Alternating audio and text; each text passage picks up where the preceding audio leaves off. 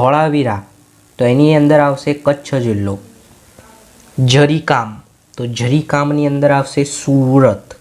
બરાબર, તો જરીકામ માટે ફેમસ છે સુરત. કાજીરગા તો કાજીરગામાં આવે ન્યુયોર્ક સિટી. બોક્સાઇડ માટે આવે એલ્યુમિનિયમ, યાદ રાખજો. વિશ્વ વ્યાપાર સંગઠન તો એ આવશે જીનીવા. ક્લિયર વિદ્યાર્થી મિત્રો? ક્લિયર થાય છે? તમે સ્ક્રીન ઉપર જોઈ શકો છો.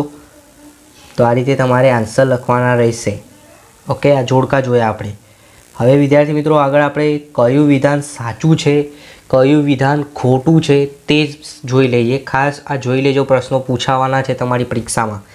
બિહારના પટણા જિલ્લાના બડગાંવ ગામના ગામ પાસે પ્રાચીન નાલંદા વિદ્યાપીઠ આવેલી છે. તો વિધાન કેવું છે? સાચું છે. તમને પરીક્ષામાં એમ પૂછાય કે નાલંદા વિદ્યાપીઠ ક્યાં આવેલી છે, તો યાદ રાખવાનું બિહારના પટણા જિલ્લાના બડગાંવ નામના ગામ પાસે પ્રાચીન નાલંદા વિદ્યાપીઠ આવેલી છે. આ વિધાન કેવું છે? સાચું છે. બીજું છે લોથલ અમદાવાદ જિલ્લાના ધંધુકા તાલુકામાં આવેલું છે. તે વિધાન કેવું છે? ખોટું છે. લોથલ ક્યાં આવે એ તમારે એનો સાચો આન્સર મને કમેન્ટમાં જણાવવાનું છે વિદ્યાર્થી મિત્રો. 15 માર્ચે વિશ્વ ગ્રાહક અધિકાર દિન તરીકે ઉજવવામાં આવે છે. વિધાન 100% સાચું છે.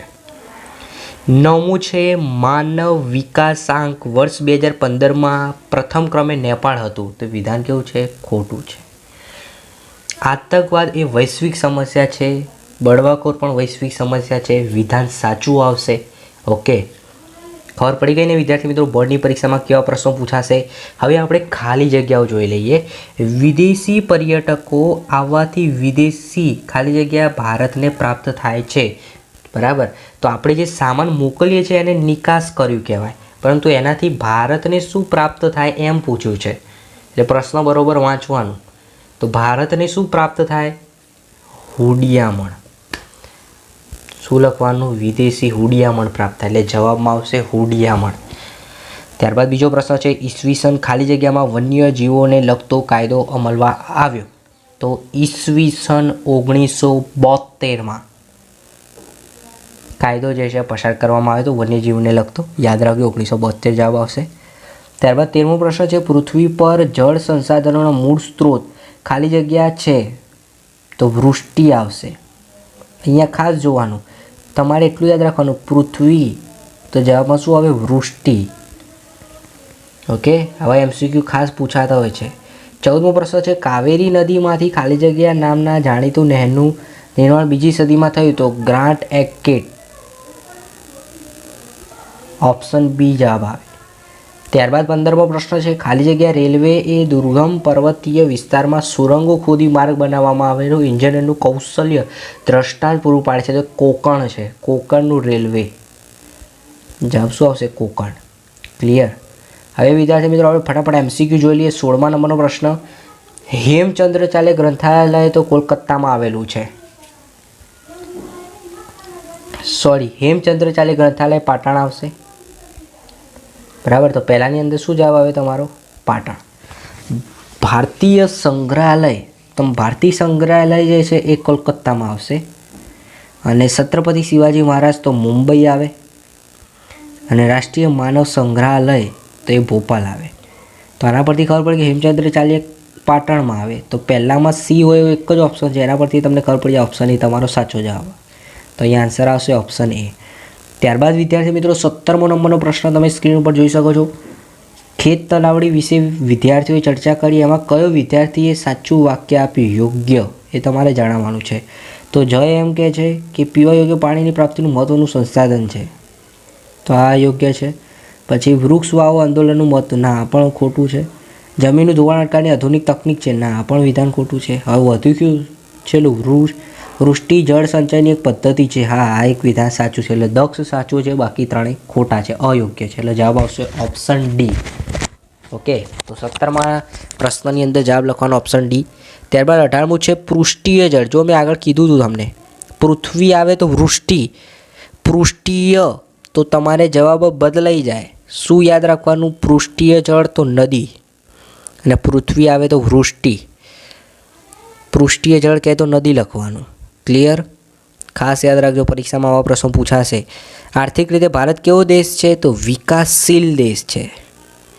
યાદ રાખજો, ભારત એ વિકાસશીલ દેશ છે. 20મો પ્રશ્ન છે પશુપાલન વ્યવસાયનો સમાવેશ અર્થતંત્રના કયા વિભાગમાં થાય છે? તો પ્રાથમિક ક્ષેત્ર. ઓપ્શન બી જવાબ આવશે, પ્રાથમિક ક્ષેત્ર. ક્લિયર? હવે વિદ્યાર્થી મિત્રો 1-2 વાક્યમાં પ્રશ્નોના જવાબ આપવાના છે, એ પણ આપણે જોઈ લઈએ. બે દેશો વચ્ચે ચાલતા વેપારને શું કહેવામાં આવે? તો રાષ્ટ્રીય વેપાર, આંતરરાષ્ટ્રીય વેપાર. તો જવાબ આવશે આંતરરાષ્ટ્રીય વેપાર.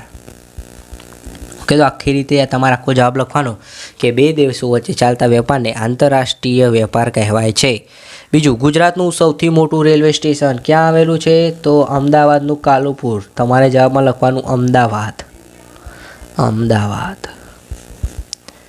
ત્રીજું છે માતા પિતા પોતાના બાળકને જે ઉછેરે છે આ કઈ પદ્ધતિ કઈ?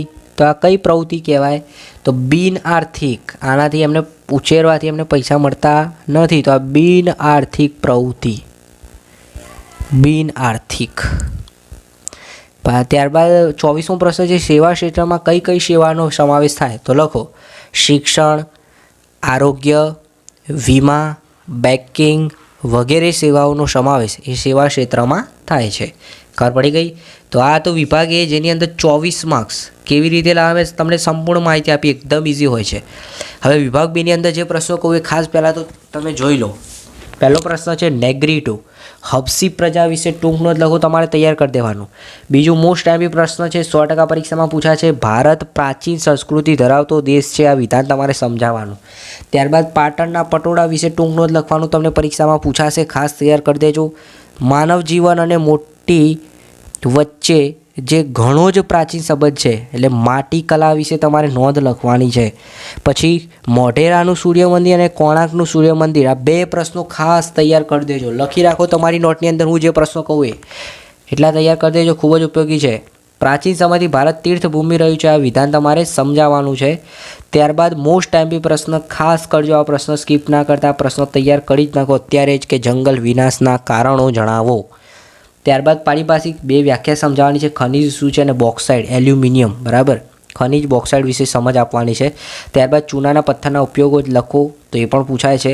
ત્યારબાદ સનરાઇઝ ઇન્ડસ્ટ્રીઝ અને પૂર્વનું માન્ચેસ્ટર એ શું છે તમારે એનું ઓળખ આપવાની છે. શણ ઉદ્યોગ કઈ કઈ સમસ્યાઓનો સામનો કરી રહ્યો છે એ પ્રશ્ન પૂછાવાની સંભાવના છે. અને મોસ્ટ આઈમ્પી પ્રશ્નો છે આતંકવાદની આર્થિક અસરો, જંગલ વિનાશના કારણો. આ બે પ્રશ્નો તો અત્યારે હાલના હાલ તૈયાર કરી જ દેજો, મોસ્ટ આઈમ્પી છે. ત્યારબાદ બીજો પ્રશ્ન છે ગમે તે 4 ઉપાય આપો સાંપ્રદાયિકતા દૂર કરવાના ઉપાયો, આ પ્રશ્ન પણ આઈએમપી છે. હવે વિદ્યાર્થી મિત્રો 3 ગુણના હું જે પ્રશ્નો કોઈ ખાસ તમે તૈયાર કરી દેજો. હવે તમને આ રીતે આવા પ્રશ્નો પણ પૂછાઈ શકે, તમને આ રીતે ચિત્ર આપી દેશે. હવે તમને શું કીધું છે કે આ કયા સ્તૂપનું ચિત્ર છે? તો કયો સ્તૂપ આવશે? સાંચીનો સ્તૂપ. ઓકે, આ સ્તૂપ કયા રાજ્યમાં આવેલો છે તમારે જણાવવાનું, યાદ રાખી લેવાનું. આ સ્તૂપ કયા ધર્મના સ્થાપત્ય કલાનો અમૂલ્ય નમૂનો છે એ તમારે યાદ રાખવાનું છે, ખાસ જોઈ લેજો, એકદમ સહેલું છે. ગુજરાતનું સુપ્રસિદ્ધ મેં તમને આગળ પણ કીધું કોણાર્કનું સૂર્ય મંદિર અને મોઢેરાનું સૂર્ય મંદિર, આ બે તૈયાર કરી જ દેજો, 100% પરીક્ષામાં હશે ને હશે. અને સાથે સાથે આ પ્રશ્નો પણ તૈયાર કરી દેજો, જમીન ધોવાણ અટકાવવાના ઉપાયો 100% મોસ્ટ આઈમ્પી છે, જમીન ધોવાણ અટકાવવાના ઉપાયો. ત્યારબાદ કાળી જમીનને કપાસની જમીન શા માટે કહેવામાં આવે છે? કારણ આપો, મોસ્ટ આઈએમપી પ્રશ્ન. ત્યારબાદ 3 માર્ક્સમાં ખૂબ જ ઉપયોગી આઈએમપી પ્રશ્ન છે વિશ્વ વ્યાપાર સંગઠન, મોસ્ટ આઈએમપી પ્રશ્ન છે જેનું વડું મથક જીનીવા આવે છે, બરાબર. ત્યારબાદ તમને આ ચિત્રો આપ્યા છે ISI Marco, FPO Marco, MPO, એના પૂરા નામ લખવાના છે, એ પણ પ્રશ્ન આઈએમપી છે. અને આ પ્રશ્નો તો ખાસ 100% તૈયાર કરજો. બધે પ્રશ્નો કે ગ્રાહકનું શોષણ થવાના કારણો જણાવો, મોસ્ટ આઈએમપી પ્રશ્ન છે. ત્યારબાદ ગુજરાત સરકારે મહિલા સમાનતા માટે કઈ કઈ યોજનાઓ અમલમાં મૂકેલ છે તે જણાવો. હવે વાત કરીએ વિદ્યાર્થી મિત્રો વિભાગ ડી, 4 ગુણના આઈએમપી પ્રશ્નો તો કયા તૈયાર કરવાના? તો લખો નોટમાં, ગણિતની દુનિયાને વ્યવહાર ચાલે છે તે વિસ્તારથી સમજાવો, મોસ્ટ આઈએમપી પ્રશ્ન છે. ત્યારબાદ વૈદક વિદ્યા અને શિલ્પ ચિકિત્સા પ્રાચીન ભારતનું મહત્વ, આ મોસ્ટ આઈએમપી પ્રશ્ન તો અત્યારે જ તૈયાર કરી દો. ઘઉંના પાકના અનુકૂળ સંજોગો તમને તૈયાર કરવાના છે, મોસ્ટ આઈએમપી પ્રશ્ન આ અત્યારે જ તૈયાર કરી દેજો, ખૂબ જ આઈએમપી છે, બરાબર. આજે મેં 2 ચોરસ કર્યા છે, ખૂબ ઉપયોગી, બરાબર. બીજા બધા તો ઉપયોગી છે પણ આ તો બહુ જ ઉપયોગી કે ભારતમાં કૃષિ ક્ષેત્રે થયેલા ટેકનિકલ સુધારા. મોસ્ટ આઈએમપી પ્રશ્ન 51મો પણ છે કે ગરીબી રેખાની નીચે જીવતા લોકોના સામાન્ય લક્ષણો. ત્યારબાદ બેરોજગારી ના મુખ્ય પ્રકાર વિશે માહિતી આપો, એ પણ આઈએમપી છે. અને 53મો પ્રશ્ન પણ ખાસ તૈયાર કરી દેજો, બાળ મજૂરી અટકાવવાના ઉપાયો જણાવો. મોસ્ટ એમપી પ્રશ્ન.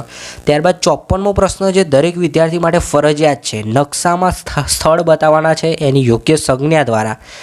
તો રણ પ્રકારની જમીન ક્યાં આવેલી છે એ બતાવવાનું, ગીર રાષ્ટ્રીય ઉદ્યાન ક્યાં આવેલું છે તે બતાવવાનું, ચા પકવતો પ્રદેશ જે છે નકશાની અંદર તમારે બતાવવાનું, સુરત કાપડનું એક કેન્દ્ર મુંબઈમાં છે એ બતાવવાનું છે. ઓકે.